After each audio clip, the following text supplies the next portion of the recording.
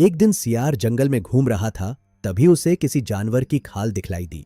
वह पास गया तो देखा यह तो शेर की खाल है। पहले तो सियार शेर की खाल देखकर डर गया। सियार को आदतन एक शरारत सूझी। उसने शेर की खाल उठाई और उसे ओढ़ लिया। शेर की खाल ओढ़कर वह बहुत खुश था और अपने आप को ही शेर समझने लगा।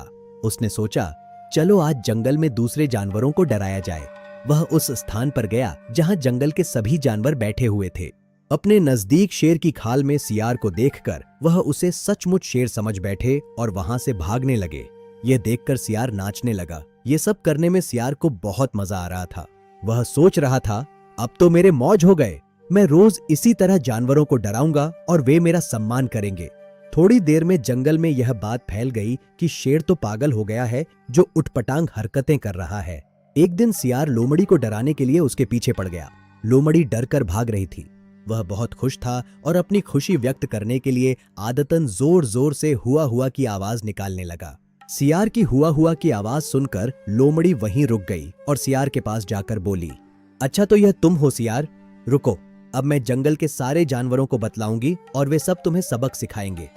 अपनी पोल पट्टी खुलती हुई देख सियार बहुत डर गया और वहां से भागने लगा।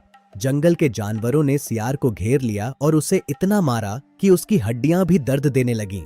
मार खाकर सियार को अपनी गलती का एहसास हुआ और उसने सभी से माफी मांग ली। सच्चाई कभी नहीं छुपती और जो दूसरों को परेशान करता है उसको सजा अवश्य मिलती है।